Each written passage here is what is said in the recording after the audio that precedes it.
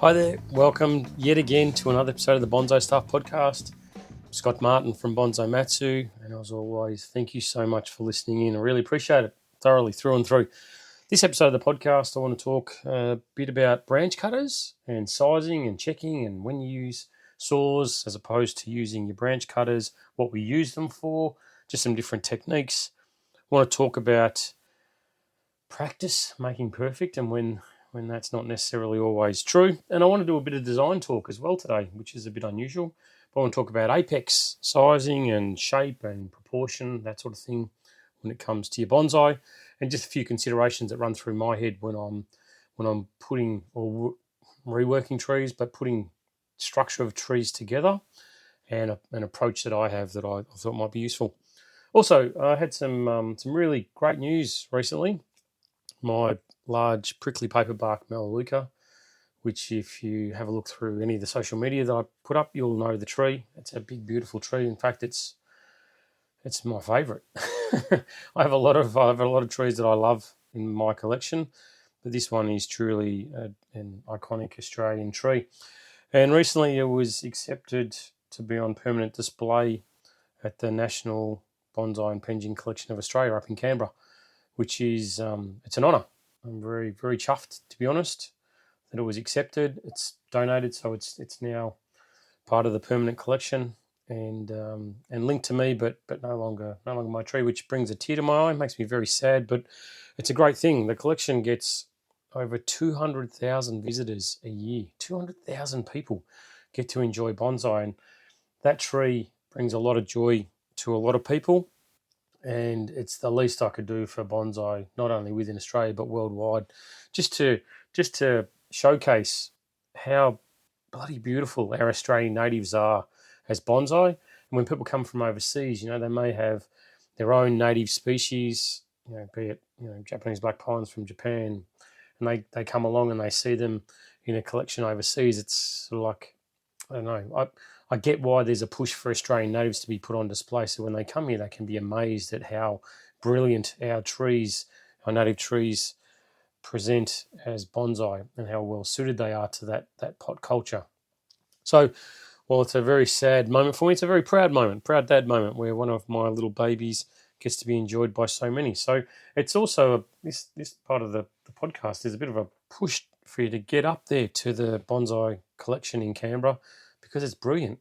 I've read them, and the whole place is just an incredible place to visit, and so beautiful. And the trees change there every year. There's I always talk about one of the key drivers for anyone in bonsai in Australia should be, if you're able to, work to get a tree put on display at the National Bonsai Collection, because it's the pinnacle, I think, that having a tree accepted into that. And if you've recently had trees accepted, well, congratulations. If you haven't, maybe think about it for something in the future. It's like planning for a bonsai show. Planning to get a tree to the standard to go on display at our National Bonsai Collection is something that will push you and make you better at bonsai and make you really put some plans in place for your trees. So anyway, without further ado, let's get back into the podcast, shall we? There's so many different tools that we can have in our kit for bonsai, for doing bonsai, for sculpting our trees, for maintaining them. But there's nothing quite like the branch cutters. And I think they are an extremely efficient tool, but they can get misused. And that's why I thought I'd just bring it up now through the podcast, because like everything, there's some key things that you'll need for maintaining bonsai. It's your scissors, your pruning scissors, your wire cutters, specifically for bonsai, not the hardware store ones, specific bonsai wire cutters, because of the shape and the accessibility. They get close to the structure on your tree without doing damage to cut that wire. And then your branch cutters. I think that any one that started bonsai, they're the three tools I say I'd best advise you to get, because without branch cutters, you're very limited on what you can do. Each tool has a specific purpose, and it has a specific thickness or hardness that it will work to. And that's why there's so many different sizes of these things. When you're starting, just get the generic size. Get the middle size, because that will cut smaller branches. It will cut, medium to larger size branches. But I find that there's a sweet spot with all these tools, and I'm a bit of a tool pig. I love to collect tools. I love bonsai for that fact that it's got lots of knickknacks, and you can always buy something that you don't have. You can always find something to add into your kit. It'll get to a point where you'll sort of go, that's it, I'm happy enough with what I've got. But I want to talk about branch cutters. They come in different sizes. There's the narrow blade or the fine branch cutters. There's the small branch cutters. There's the what we call the medium sized branch cutters, which are about 20 odd centimeters long. And then there's the large branch cutters, which get up to 30, 35 centimeters long.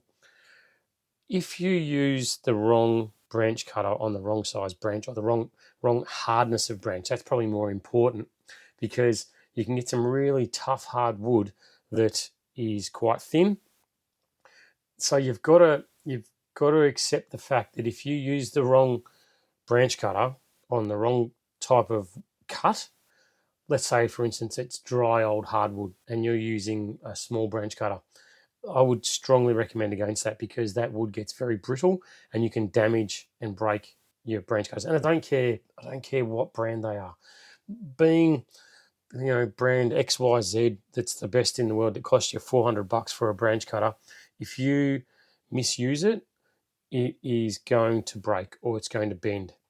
When you put that pressure onto that steel, and if that tip doesn't come together at the same force that you're applying via the handles, you're either going to bend the handles or you're going to snap the tip of the blade off. And a lot of the steel that comes out now is quite brittle. And I've seen pliers, I've seen branch cutters where one side of the cutting tip just completely snaps off at the junction where the pin is, because it just can't handle the kind of pressure that you're applying to it. So it's hard to work out exact. A lot of experience comes into it. A lot of cutting branches will come into it where you will know when it's too much, or it's just right, or it's too little, it's overkill. But if you feel that resistance and the blades start to cut in a little bit, and then there's no give, you're applying a reasonable amount of force and there's no give, stop, because that's when the damage occurs. That's when you go too far by forcing it. And I'd recommend one of two things. Take the blade out and go to the next size branch cutter in your kit, the next one up, which hopefully you've got. If you don't, the other advice that I would give you would be to use a saw. A bonsai saw is a great tool, and that's a whole nother conversation, talking about the size of the teeth on the saw that you're going to use. But the bonsai saws that I really like are the ones that have got a really fine, delicate, sharp but fine sawtooth on them. The big coarse ones, like you can get at the hardware stores, are generally used for really rough cuts. We can still use them in bonsai. They're maybe for quite a thick trunk cut or something like that. That's what you use them for. But you'd step up to one of these fine tooth saws when the branch cutter feels like it's not going to do the job. And err on the side of caution, as always. Never push it too hard. If it's too, and flip the coin around. So if it's too, we're talking about if the branch cutter's not heavy duty enough to make the cut. On the other side of that is if the branch cutter is too heavy duty. Like you don't always go to your large branch cutter, the 30, 40 centimeter branch cutter, because the blade, when it comes together, it's going to make a really harsh cut. And 9 times out of 10, if you're overworking the branch, you'll find that you'll crush with those bigger ones. So you need to step down to the finer branch cutters for the smaller size branches. And I love my narrow blade branch cutter when I'm working on a lot of fine, delicate, like now, it's autumn. So I'm doing a lot of work on deciduous and I'm pruning things back. I'm starting to see structure on the trees. I want to make the cuts before the trees go dormant. So I'm using my lighter branch cutters a hell of a lot around, the apex of the tree, for instance. I'm going to talk about the apex structure and design a little bit later in the podcast, but it's really the time that I'll use my finer branch cutters is when I'm doing this sort of work, because the scissors if you're cutting with your pruning scissors, they've got a limit as well. All the tools have a limit. That's what I suppose what I'm getting to.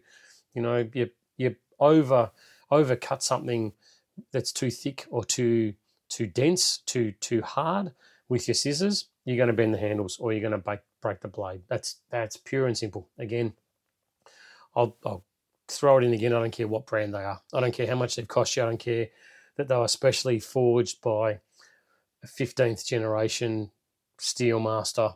You use them incorrectly, I guarantee you're going to do damage to them or you're going to bend them. We can bend them back, but once they start to bend, they start to weaken. That steel starts to give.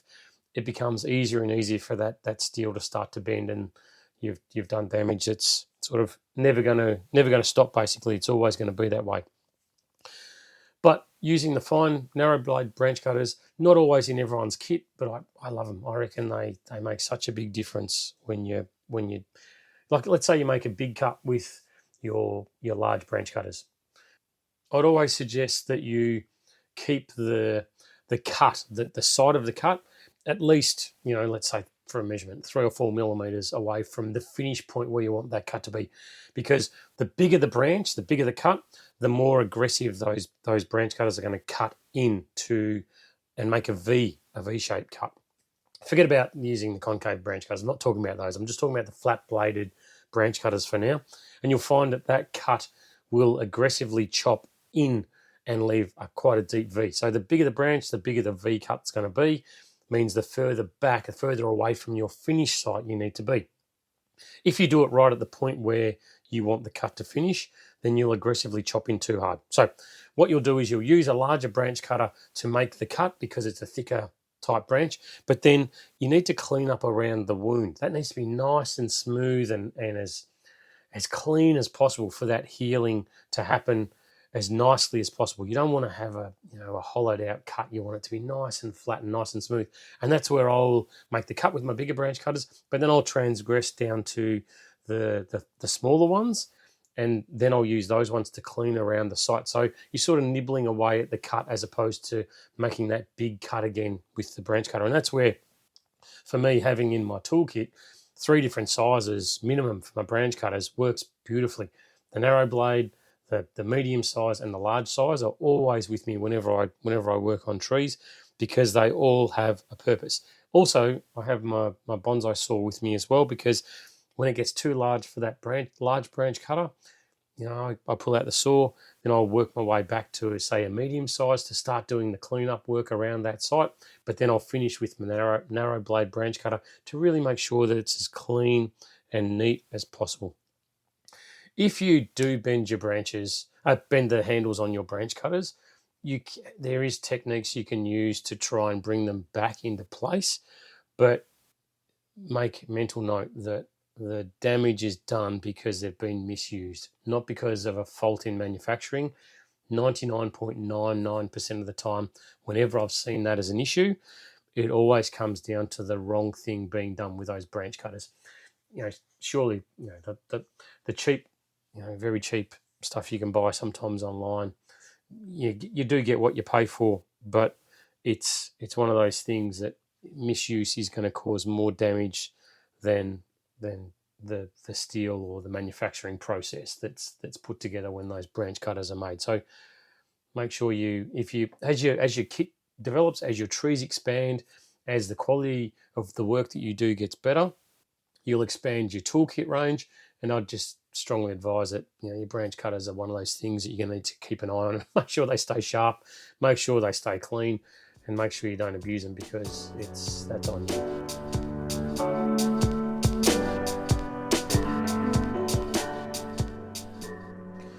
So I was at a charity fundraising lunch the other day, which was very nice, very good. And I don't like to claim credit for anything which isn't mine, but there was a speech going on by an Australian sports superstar called Lisa Curry, who, if you don't know, you should have a look on the internet, see what she's done. She's brilliant, brilliant athlete. What she did in so many different areas, and just a lovely human being. And anyway, they were up there talking. She was being interviewed, and part of what she was talking about, they're talking about elite athletes and and training regimes and all that sort of stuff. Anyway, one of the parts that really stuck with me was that she made a comment saying that practice makes perfect. She said it doesn't make perfect at all. Perfect practice makes perfect. And that really stuck with me because you come across a lot of things throughout the bonsai world, and I know for myself that when you are doing something over and over and over, just doing it over and over and over doesn't make it any better. It actually embeds in you the wrong thing. For instance, let's pick any wiring. Talked about wire last episode, or your work on junipers. Let's say your education or your background or your experience or your exposure with junipers is pinching the foliage, and your junipers look good when they're pinched, and then suddenly they get very weak, and there's a long road to recovery if there is at all, and there's lots of browning, and the foliage never looks as good as what it was. They become infested with pests, and the tree just seems to be struggling forever until you're out, you buy another juniper that looks fantastic, and you repeat the process. You pinch, you make them look great, and then suddenly they go through this cycle, and you throw your hands in the air and you're looking at it going, well, I just can't grow junipers where I am. So practicing what is incorrect, or what is not right, or what is not best, not perfect, is not going to make you any better at what you do. And I really that stuck with me. As soon as I was listening to that, it was like an alarm bell went off in my head to add to the podcast, because I think it's really valuable that this is where I am, and I say it all the time to everybody. Education is the best thing you can do for yourself. Absolutely. Doesn't matter what part of the world it is. If you could see me now on the podcast I'm recording, my arms are flailing everywhere, because this is a really important point, that education is something that a gift that you give yourself, but it passes on through everything that you do as well. So when you're doing anything with your bonsai, I always talk about giving it your absolute all, like 100%, 110% focus. Like you are not distracted, you are committed, you are in the moment, you are focusing on that beautiful being of a tree that's in front of you right then and there. But it applies to everything. If you're practicing your wiring on a branch or a stick that you found in the backyard, practicing incorrect technique or things that aren't right is not going to improve anything. If anything, it's going to solidify in your mind that, or in your muscle memory, that what you're doing has got to be this forever. And it gets harder and harder to break those bad habits. It's technique when you're running. It's kicking a football, whatever it is. Practicing the wrong thing over and over doesn't do you or what it is you're trying to improve any favors whatsoever. So it's like I said, I get passionate about this stuff because I believe in education. I believe in bonsai education, and I believe in helping the bonsai community and building on a foundation of what we do. And I've got a mantra that I do it right once. That's it. Don't stuff around. If you're applying wire to a tree, if you're bending it, do it perfect once. And I talk about doing things to the best of your ability. You need to expand that ability. You need to focus on what you're doing to be perfect and practice perfect practice every single time that you do it. So make sure that you might need to relearn things. You might need to go back to basics. You might need to go back to your fundamentals. And that's the thing, that just because you've done it for 1,000 years a certain way, it doesn't make it perfect. So there's room for improvement. And when you do see a new technique, tying a tree into a pot after repotting, when you see that technique and you know that what you're doing isn't perfect, it's time to maybe to restart again, do it again, and build up that skill set. So when you do the correct technique a million times, then it becomes muscle memory and the old technique's forgotten and things get better and stronger. That's the point I'm trying to make, I suppose, is it just really rung true. Practice doesn't make perfect. Not at all. Perfect practice makes perfect. And that just resonates with me, and I think it's something that I like to focus on. Every single time I work on a tree, and even when I'm not working on trees, I'm thinking about things, and I go to sleep thinking about wiring and how branches bloody connect with each other. It drives me crazy sometimes. I can't turn it off, but that's what it makes me strive to be better at what I'm doing, and makes my bonsai the absolute best that I possibly can make them, and there's always something to work on.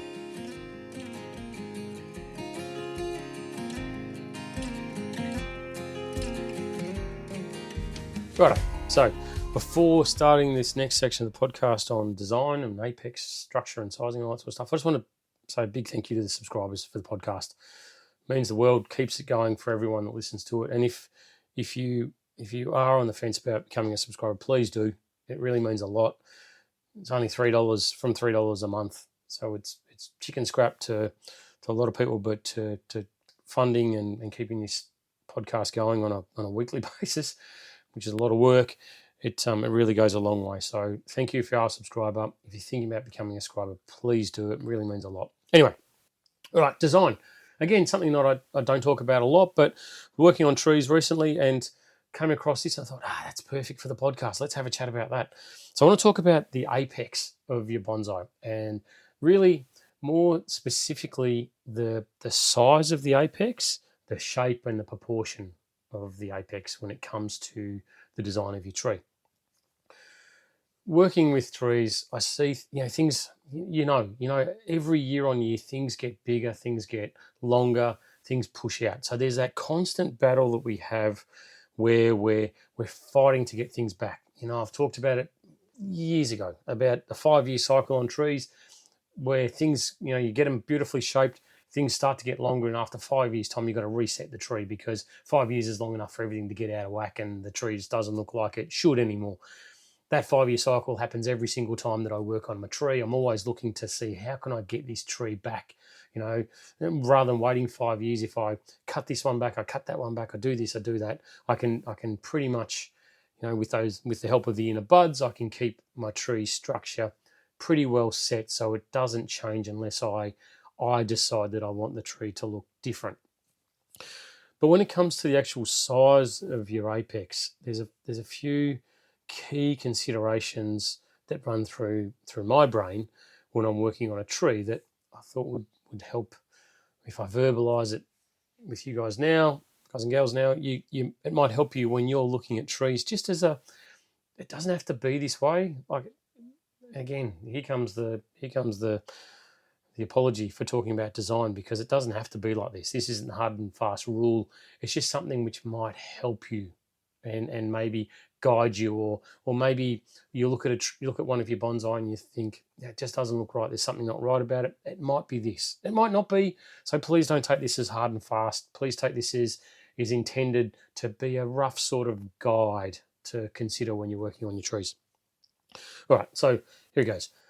The thicker the trunk on your bonsai, the broader the canopy. Okay?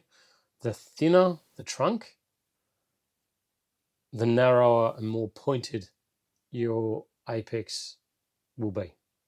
I hope that makes sense. So if you've got a skinny tree, an elegant tree, let's call it elegant, not super skinny, but if you've got a thin trunk that's elegant, normally, not always, but normally, I would think that you'd have a narrower canopy on that, and it would be more acute in its shape as well. So as I looked at that tree, it wouldn't have, if the trunk's, let's pick a thickness, 5 centimeters across, and the tree's tall too, like a, don't brand it, but literati or something. Let's say it's 60 centimeters tall and trunk's 5 centimeters wide at the base.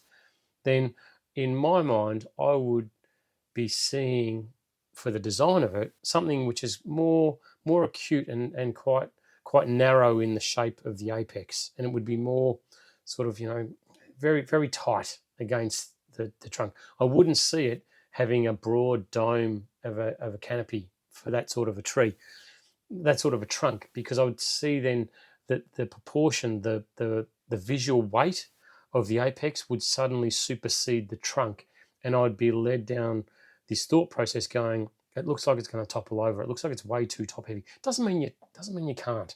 Like there might be built into your design. I've been discussing with someone, overseas about a tree that's got a very broad canopy and a very thin trunk, and I love it. I love the design. So it's not always the case, but it might be. It might be that when you're looking at it, if you've got a thin trunk and you've got a broad canopy and you look at it and go, something doesn't look right. Often for me, if it's got a lot of branches on there, if there's a lot of structure on that tree, then I would also consider the branch length to not be quite so wide on something which has got an elegant, slender, thin trunk. I'd think the thinner the trunk, the shorter I'd want those branches, and the more compact I'd want the foliage. So if the branches start coming in because they're not so long, and I want to try and take away that visual weight of really long, big, heavy branches because my trunk's not big and heavy, then it falls into line for me that my apex needs to come back in as well, so we can get that triangular shape. Now, I hate saying that because you don't have to have that, but it's just a thought process that I'd work through as I was working on the tree. Likewise, if I've got a thicker trunk, and it's maybe a small, it's a really big, and I've got my hands out side to side. Let's say the trunk's, 30 centimeters across. Let's say it's a beefy thing, then, and it's not super tall, then I would think that the apex for the tree and the branches can then sort of look at coming out a little bit wider because it can handle the visual weight because the trunk's so dominant in itself. I mean, you wouldn't have a trunk you can, but I wouldn't think. I've got to be very careful when I talk about design. I really don't. I get the sweats talking about it, but it would stand to measure that if I had a 30 centimeter trunk, I wouldn't want branches which are about 3 centimeters long on that tree because they would look visually ridiculous. There we go. It's not ridiculous, but it would seem out of whack for me. I hope you can hear how uncomfortable I'm getting talking about it, but it would seem out of whack for me that they would be so small on such a big trunk. Of course they can be, but I would think that I would have those branches a little bit wider, a bit longer to deal with the fact that I've got that enormous meaty trunk. I would want some real significant weight, visual weight in those branches as well, which then stands true to measure that my apex for the tree can then afford to be a bit broader as well, because the tree's trunk can handle that visual weight of the apex. So just as a guide, I'm going to wrap it up because I don't like talking about it, but as a guide, if it helps you with designing your tree, one of the things that I use, the more slender, more elegant, the thinner the trunk, the narrower I start the apex. And you can always build it out from there. But as a general guide or a general measure for me, what makes me think that the tree's in balance is the visual weight of the apex not getting too broad. So therefore, if it comes in, it's smaller. Generally, it's going to be more acute in its shaping, not going to be quite as as elaborate, and I would think that it's going to make a sharper edge on the shape of the tree that I'm working towards. And again, the thicker the trunk, the broader the trunk, the wider the trunk, the more visual weight that trunk can handle. Therefore, my apex generally would be broader than what it would for a slender trunk. Whew. As he swallows nervously and says, that's the end of that section, and I'm going to wrap up the podcast now and not say anything more about it.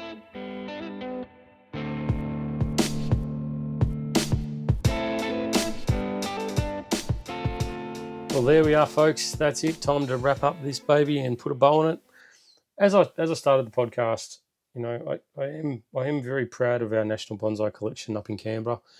Wherever you are around the world, if you make a trip to Australia and you're a bonsai fanatic like me, then please put it on your list of places to visit and say good day to the crew and volunteers up there because they do a brilliant job of looking after the joint. And if you're in Australia, make sure you make the pilgrimage to get there and have a look. It's unique, it's beautiful, it's ever changing. So anytime I'm in Canberra, it's definitely a place that I try and visit. And if you do get there and you see my beautiful Melaleuca up there, please give it a cuddle for me. tell her that I miss it. and I'm sure it's well looked after and well loved by a lot of people. Anyway, that's it. I hope you enjoyed the podcast. It's great to have your company as always. You lot of bonsai lovers are just brilliant. I love you all very much. Look after your trees. Give them a cuddle. It's a lovely time of year. Always a lovely time of year with your bonsai. But as that cooler weather comes in for us in Australia, it's something to be embraced. And summer's now becoming a bit of a distant memory as we get towards the end of the first month of autumn. And it's been a good start to the season as far as I'm concerned. Different parts of Australia have been flogged. I do feel for you around the place, but hopefully calmer seas to prevail in the near future. Thanks for listening in. Love your company as always. Until next time, happy bonsai.